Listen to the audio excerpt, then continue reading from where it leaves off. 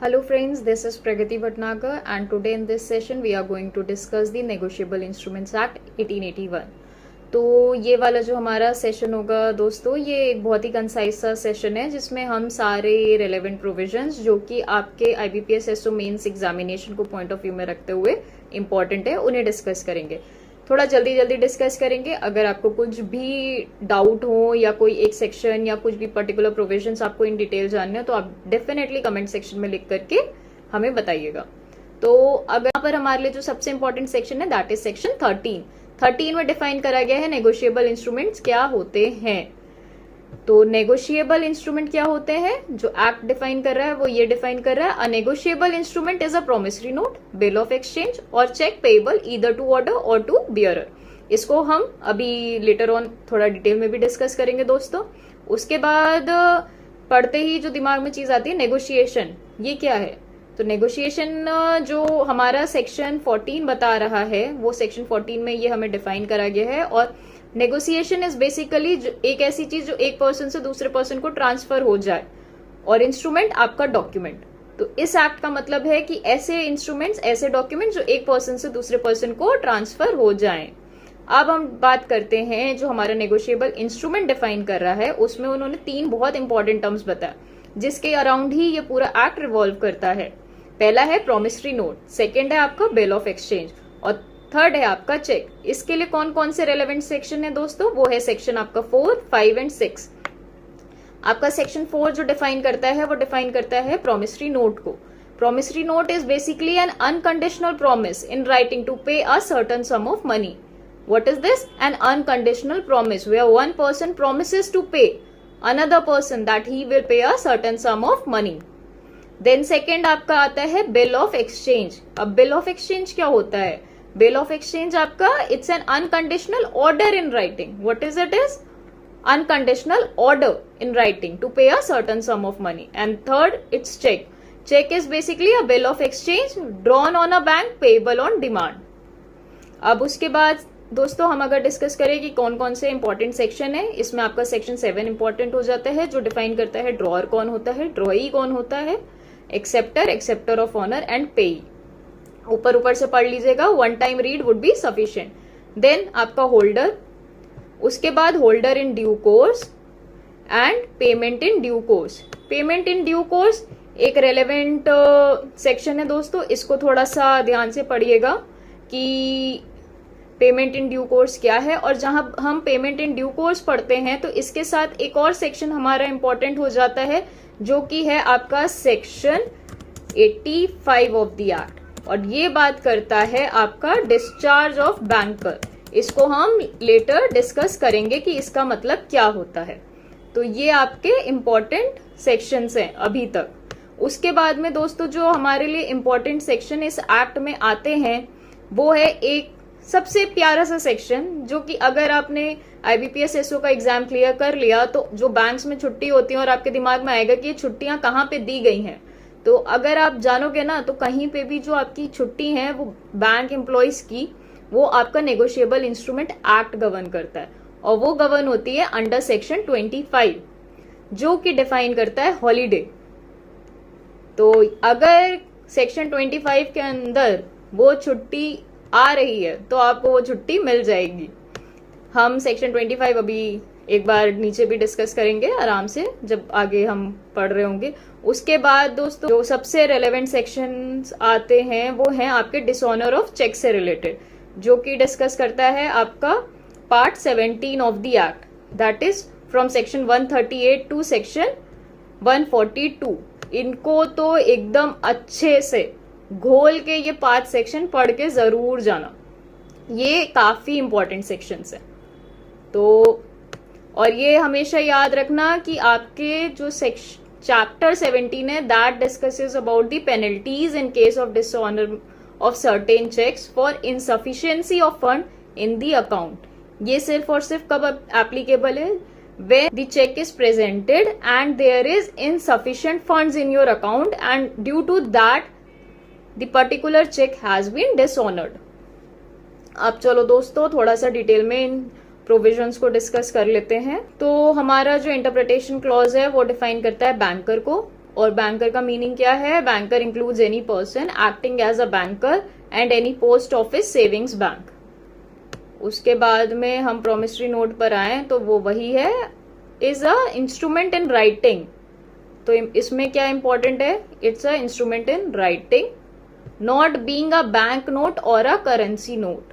वो bank note या currency note नहीं होना चाहिए। Containing an unconditional undertaking, unconditional undertaking signed by the maker, maker का सिग्नेचर होना जरूरी है।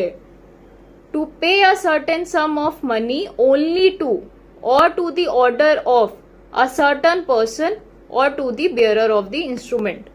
मतलब एक किसी पर्सन ने जो अपना साइन करके इन राइटिंग एक अनकंडीशनल अंडरटेकिंग देता है कि वो एक सर्टन सम ऑफ मनी को पे करेगा। किसको? किसी एक सर्टन पर्सन को करेगा या उसके ऑर्डर पे किसी बियरर ऑफ द इंस्ट्रूमेंट, जिस पर्सन के पास वो इंस्ट्रूमेंट है उसको पे करेगा। तो ये आपका प्रॉमिसरी नोट डिफाइन करा गया है सेक्शन 4 में। उसके बाद दोस्तों आते हैं इनके एग्जाम्पल्स, जो इलस्ट्रेशंस है उनको जरूर से एक बार पढ़ लीजिएगा, ये कई बार पूछे भी जाते हैं एग्जाम्स में। फिर आपका जो इंपॉर्टेंट सेक्शन है वो है बिल ऑफ एक्सचेंज। अब बिल ऑफ एक्सचेंज क्या है? It is also an instrument in writing, तो एक इंस्ट्रूमेंट इन राइटिंग है। कंटेनिंग एन अनकंडीशनल ऑर्डर, वही चीज जो मैंने आपको ऊपर बताई थी पहले कि एक अनकंडीशनल ऑर्डर होता है। इसमें भी क्या चीज इंपॉर्टेंट है? It has to be signed by the maker. Directing a certain person to pay a sum of money only to or to the order of a certain person or to the bearer of the instrument. इसमें क्या कर रहे हैं? इसमें direct कर रहे हैं, क्योंकि वहां पे आप प्रॉमिस कर रहे हो। जब आप किसकी बात करते हो? जब हम बात करते हैं प्रॉमिसरी नोट की, वहां पर हम क्या कर रहे हैं? We are promising, there a person is promising to pay B a certain sum of money. However, in bill of exchange, what is happening? It's an unconditional order. Order में क्या होता है? डायरेक्ट किया जाता है। तो यहाँ पर क्या है? Directing a certain person to pay a certain sum of money only to or to the order of, एक किसी certain person को दिया जाएगा या फिर bearer of the instrument को दिया जाएगा। A promise or order to pay is not conditional, मतलब ये कंडीशनल नहीं हो सकता, it has to be unconditional. Then अपन आते हैं सेक्शन 6 पे, जो बहुत इंपॉर्टेंट है, जो चेक को डिफाइन करता है। Cheque is basically a bill of exchange, एक बिल ऑफ एक्सचेंज है drawn on a specified banker. मतलब जैसे आप चेक लिखते हो, इन केस आप SBI का चेक लिख रहे हो या बैंक ऑफ बड़ौदा का लिख रहे हो या कैनरा बैंक का लिख रहे हो, आप किसी का भी चेक लिख रहे हो, drawn on a specified banker and not expressed to be payable otherwise than on demand। ये बेसिकली आप डिमांड पे ही पे करोगे, किसी की डिमांड नहीं है तो आप इसको पे नहीं करोगे। And it includes the electronic image of a truncated cheque and a cheque in the electronic form. Basically electronic form के भी चेक्स को आपका ये इंक्लूड करता है। अब उसके बाद हम बात करते हैं ड्रॉअर और ड्रॉई कौन होता है। चेक में या बिल ऑफ एक्सचेंज में आपके ड्रॉअर और ड्रॉई, ये दोनों कॉन्सेप्ट बहुत इंपॉर्टेंट है। The maker of a bill of exchange और चेक, जो चेक बना रहा है या जो चेक साइन कर रहा है या जो बिल ऑफ एक्सचेंज आपका साइन कर रहा है उसको ड्रॉअर कहते हैं, और जिसको पे करने के लिए डायरेक्ट किया जाता है, the person thereby directed to pay is called the drawee. ठीक है, अब हम बात करते हैं एक्सेप्टर। एक्सेप्टर इंपॉर्टेंट है क्योंकि after the drawee of a bill has signed his assent upon the bill, or if there are more parts thereof than one, upon one such part that delivered the same or given notice of such signing to the holder or to some person on his behalf, he is called the acceptor। Basically कि कोई और person जाकर उसके behalf पे ले ले और उस चीज को हमने लिखा हो, उसको एक्सेप्टर भी कहा जाता है। उसके बाद में दोस्तों आते हैं जो इम्पोर्टेंट है वो है अपना section 10, that is payment in due course. Payment in due course means payment in accordance with the apparent tenor of the instrument in good faith and without negligence to any person in possession thereof। Basically, it's a payment in accordance with the apparent tenor of the instrument in good faith। पहली चीज वो good faith में हो और without any negligence हो। उसके बाद में जो हमारा इम्पोर्टेंट सेक्शन है जो नेगोशिएबल इंस्ट्रूमेंट की ही बात करता है कि ये होते क्या हैं, वो है अपना सेक्शन 13 जो कि बात कर रहा है promissory note, bill of exchange or bill payable either to the order or to bearer.